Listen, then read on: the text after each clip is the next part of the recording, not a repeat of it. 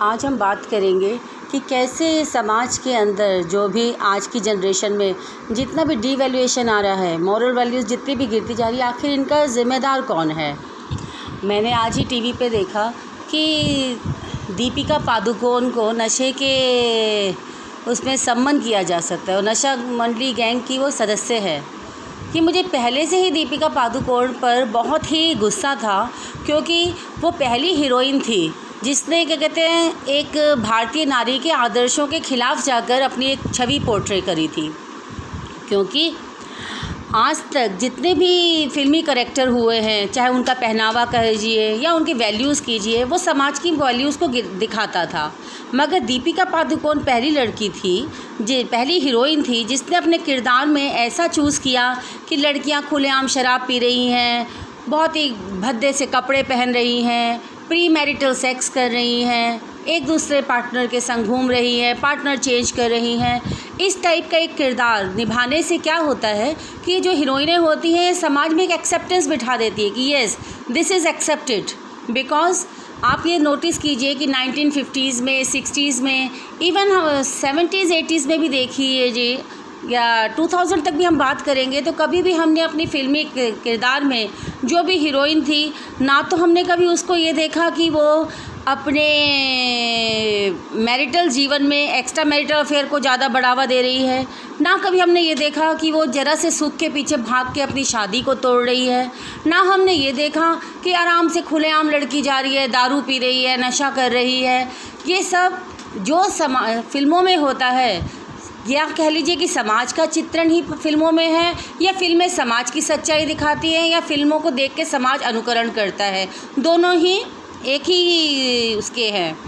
पहले क्या होता था कि जिस टाइप के कपड़े हीरोइनें पहनती थी, एक टाइम में था जब हम लोग के 1950s की बात है, जिस टाइम में अम्ब्रेला कट फ्रॉकें और नीचे सलवार चली थी।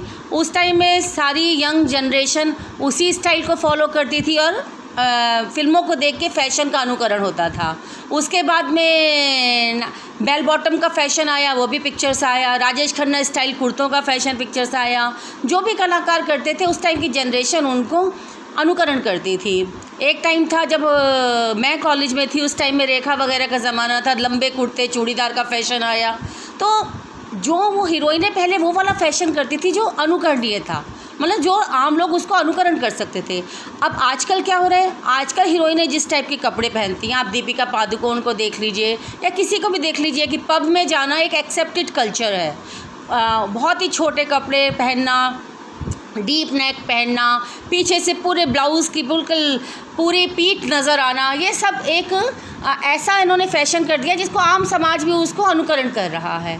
इसी तरीके ये दीपिका पादुकोण ने हमारे समाज के अंदर एक ऐसी नारी का उदाहरण पेश किया है जो कि खूब पब में जाती है, नशा करती है, कूल है वो, जिसको प्री मैरिटल सेक्स से कोई गुरेज नहीं है। इस टाइप की क्या कहते हैं एक छवि जो बनाई है, उससे हमारी भारतीय संस्कृति पे कितना नुकसान हो रहा है इसका कोई अंदाज़ा नहीं है। आज की जनरेशन इस बात को बहुत कूल समझ रही है कि हम अपने माँ बाप के साथ नहीं रहते, हम अपनी मर्ज़ी से ज़िंदगी गुजारते हैं, हम शादी नहीं करेंगे, हम बच्चे नहीं करेंगे। ये नहीं समझ आ रहा। आज जब वो यंग हैं इसको मान रहे हैं कि हम अपनी ज़िंदगी जिस हिसाब से जिए, बट ऐसी भी पिक्चर बननी चाहिए जहाँ पे ये दिखाया जाए कि जो लोग इस तरह की ज़िंदगी जीते हैं उनका बाद में हश्र क्या होता है। ये सारी पीढ़ी आज डिप्रेशन की मरीज़ हो रही है। क्यों हो रही है डिप्रेशन की मरीज़? अभी मैं पीछे हेमा मालिनी का एक इंटरव्यू देख रही थी जिसमें उन्होंने कहा कि हमारे टाइम में बच्चे इसलिए नशे वगैरह में नहीं पड़ते थे, बुरी आदतों में इसलिए नहीं पड़ते थे क्योंकि पेरेंट्स हमेशा उनके साथ थे। और ये बात बिल्कुल सही है। जब से आजकल की जनरेशन ने अपनी इंडिपेंडेंस को इतना जोर देना शुरू करा कि उनके माँ बाप भी उनको बोझ नज़र आने लगे, वो माँ बाप के संग रहना भी अपनी स्वतंत्रता में बंधन समझते हैं, तो ऐसी स्वतंत्रता के वो कहाँ लेके जाएगी ऐसी स्वतंत्रता। मान लीजिए कि आज हमारे टाइम में या हमसे पहली जनरेशन के अंदर नो डाउट थोड़ी बहुत बुराइयां थी, बट लड़कियां कितनी सुखी थी। वो शादी करती थी, नौकरी भी करती थी, हस्बैंड चाहे तो उनको मदद करता था, वो मेड्स रखती थी, घर एक चलता था, घर में बच्चे हो जाते थे, एक बहुत ही फुलफिलिंग लाइफ जीती थी।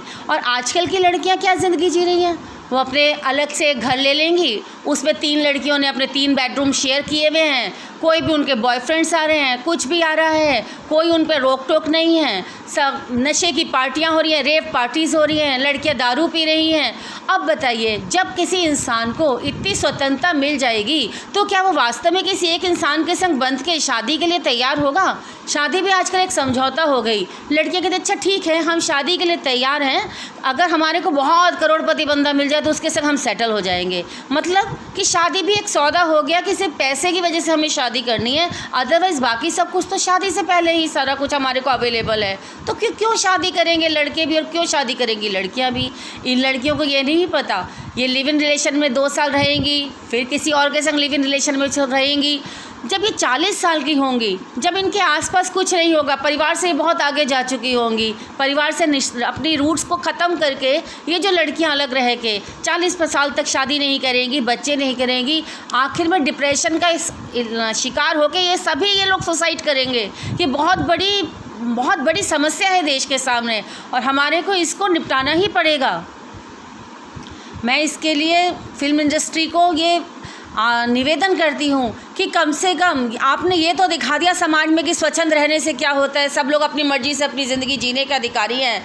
केवल कृपया ये तो दिखाइए कि स्वच्छंदता का नतीजा क्या होता है। जो लड़कियाँ या जो लड़के इस तरह स्वच्छंद रहते हैं, अपनी पूरी जवानी इसी तरह नशे में या रेव पार्टीज़ में या लाइफ पार्टनर्स चेंज करने में या लिव इन पार्टनर्स चेंज करने में निकालते हैं, आखिर वो पहुँचते कहाँ पर है? उनकी ज़िंदगी किस मुकाम पर पहुँच सकती है?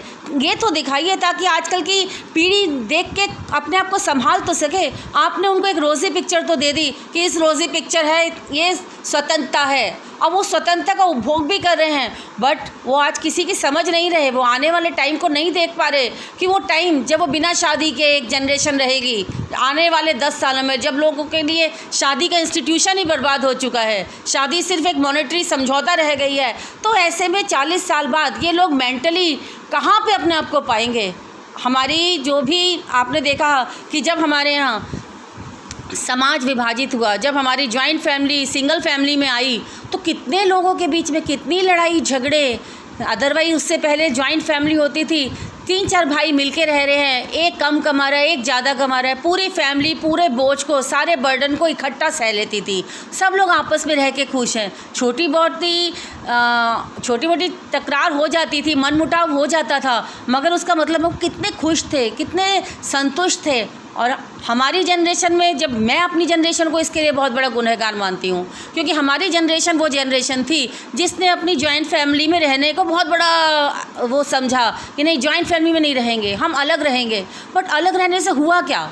हमने क्या किया? हमने अपने बच्चों को एक बहुत ही अकेलेपन का बचपन दिया। हमने अपने बच्चों को वो जो बुआ चाचा मामा के परिवेश में पढ़कर जो लड़के जो बच्चे एक बहुत भरपूर पर्सनैलिटी के मालिक होते थे, हमने क्या किया? 2 कमरों के बंद कमरे के अंदर बच्चों को छोड़ा, दोनों मियाँ बीवी भागते रहे, पैसों के पीछे भागते रहे, उन बच्चों के स्टैंडर्ड को बढ़ाने के लिए वो पैसे के पीछे भागते रहे और बच्चों से वो कितने दूर होते चले। और वो जो संघर्ष था पैसों का, उससे आपसी रिश्तों का संघर्ष हुआ, आपसी रिश्तों की कड़वाहट बच्चों तक गई और वो बच्चे आज अपने आप को, अपने माँ बाप को बिल्कुल ही फेलियर समझते हैं। तो मैं अपने आप को जिम्मेवार मानती हूँ कि हमने जिस तरीके से ये जॉइंट फैमिली सिस्टम को ख़त्म करके सिंगल फैमिली का सिस्टम को लाई, उसके लिए हम जिम्मेवार हैं। मगर आजकल की जो हमारी जनरेशन, जो नई जनरेशन आ रही है, जो कि शादी के इंस्टीट्यूशन में विश्वास नहीं कर रही, वो जब इसके रिपरकशंस आगे उनकी लाइफ में आएंगे तो वो बहुत मुश्किल होगा, उस रिपरकशंस को वो सह नहीं पाएंगे। और इसीलिए कहते हैं कि 2025 तक भारत वर्ल्ड के अंदर सबसे ज़्यादा डिप्रेशन के मरीज़ों का केंद्र होगा। इसलिए मेरी ये गुजारिश है कि कृपया इस टाइप की पिक्चरें बनाई जाएं, इस टाइप के मॉरल सेट किए जाएं समाज के अंदर कि जिनके रिपरकशंस भी दिखाए जाएं। धन्यवाद।